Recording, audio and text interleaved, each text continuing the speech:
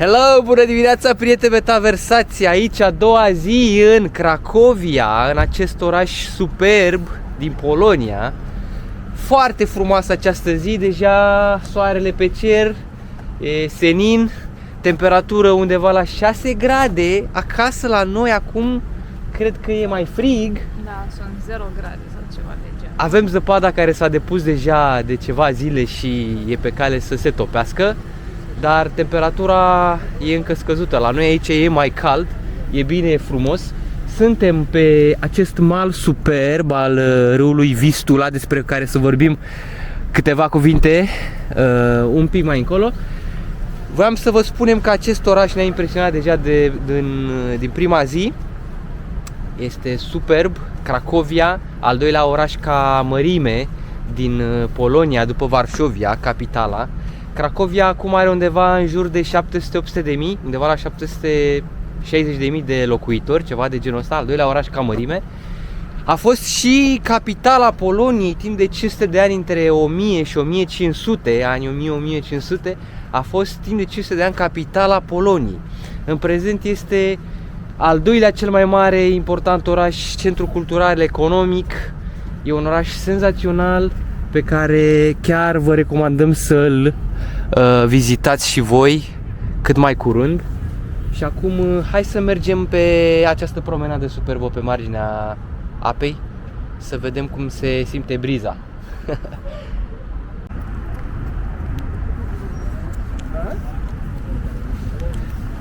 Cracovia, după cum spuneam, este recunoscută ca un oraș, cu arhitectură medievală foarte bine conservată, cu străzi pitorești pe care deja am început să le vedem de aseară și o atmosferă vibrantă. De asemenea, din punct de vedere cultural, acest oraș este remarcabil prin personalitățile sale. Aici a studiat Nicolaus Copernic, care, dacă știți sau dacă nu știți, este un astronom renumit și una dintre cele mai influente figuri din istoria științei, cunoscut în special pentru formularea teoriei heliocentrice, care susține că Pământul și celelalte planete se rotesc în jurul Soarelui. Este practic cel care a inspirat și alți mari oameni de știință, printre care Johannes Kepler și Galileo Galilei. Acest oraș mai are un alt personaj remarcabil, care este, cred că este poetul, unul dintre cei mai mari poeți polonezi. Sincer să fiu, nu am auzit de el. Adam Mickiewicz, cred că se citește. Avem și o statuie, o să vedem mai încolo o statuie a lui, o reprezentare mai în centru, mai în zona de centru. Iar un alt reper foarte important este apa asta, râul ăsta, care este pe numele său Wisla. Wisla sau Vistula, dar Wisla este denumirea în poloneză. Nu știu dacă ați auzit de și echipa aia, Wisla Cracovia, echipa de aici locală, care practic și-a luat numele de la râul ăsta. Este cu o lungime de 1047 de kilometri, traversând orașe precum Cracovia, Varșovia și Gdansk, deci principalele orașe ale Poloniei. Râul național fiind considerat, cu o semnificație deosebită, istorică și culturală. Joacă un rol esențial oferind o zonă pitorească pentru plimbări, așa cum vedem, și chiar și croaziere și activități de recreere. Aici oamenii aleargă, se plimbă, merg cu bicicleta, croaziere probabil și canoe, probabil, nu știu, n-am văzut momentan. A fost un element fundamental în dezvoltarea comercială și strategică a Cracoviei încă din Evul Mediu. Acum avem și podurile astea minunate, uite ăla din față pe care am traversat chiar aseară. Și chiar sunt multe poduri, am observat, care traversează râul.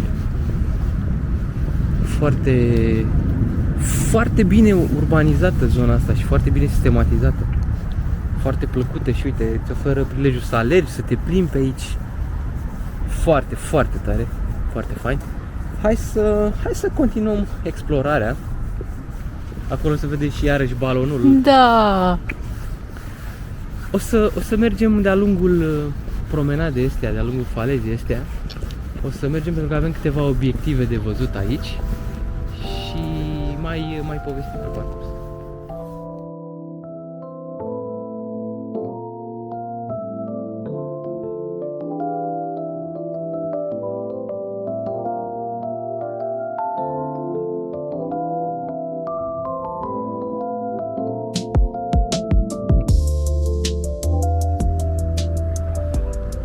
Pe malul Vistulei avem acest exemplu de arhitectură brutalistă. Se vede că e o reminiscență comunistă. Pare că e într-o recondiționare, refacere. Nu știu, se întâmplă ceva cu siguranță, pentru că, acolo, da, vedem niște pământ, niște... Da. Și aici, uite, amenajate foarte frumos niște containere din astea aputitoare. Probabil pentru evenimente ceva sau... că nu par deschise. Pare că, da, pentru evenimente, nu sunt restaurante. Acolo și balonul, care plutește mai mereu deasupra orașului și roata norocului. Hai să mergem, ia uite, a început să bată clopotul. De ce bat clopotele? Mitică. Așa. Știam că nu ții minte. Hai să vedem, cred că aici trebuie să mergem la biserica asta. Să vedem exact care e treaba. Aici e o zonă în amenajare, ușor, nu știm exact ce se întâmplă. Dar hai să ne apropiem de biserică.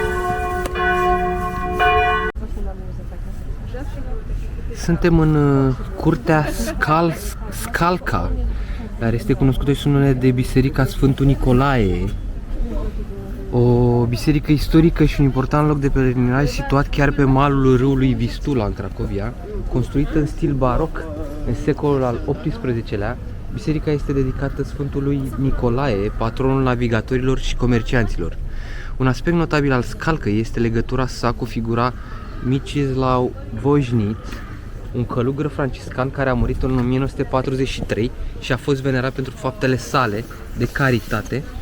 Biserica este de asemenea cunoscută pentru peisajul său pitoresc și pentru celebrele sărbători religioase care au loc aici.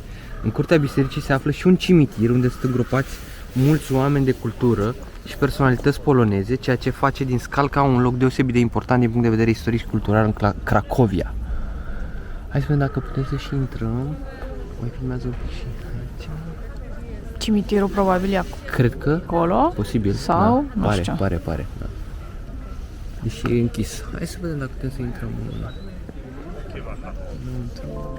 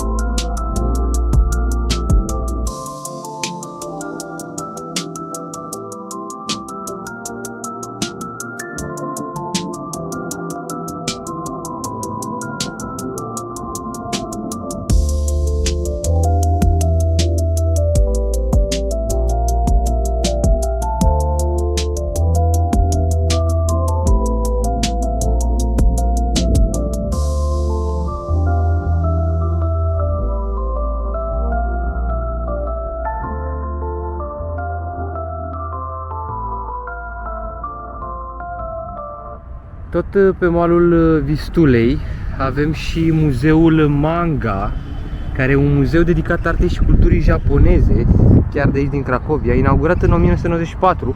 Este rezultatul efortului lui Felix Manga Jazienski, un colecționar și iubitor al artei japoneze care a donat o parte semnificativă în colecția sa orașului Cracovia. Clădirea muzeului e proiectată de arhitectul renumitul arhitect japonez Kenzo Tange și combină elemente arhitecturale tradiționale japoneze cu stiluri moderne. Muzeul găzduiește o vastă colecție de artă japoneză, inclusiv picturi, ceramică, textilă și arte tradiționale, precum și expoziții temporare care explorează diferite aspecte ale culturii japoneze. Este un loc ideal pentru cei interesați de cultura asiatică, oferind și ateliere, proiecții de filme și evenimente culturale.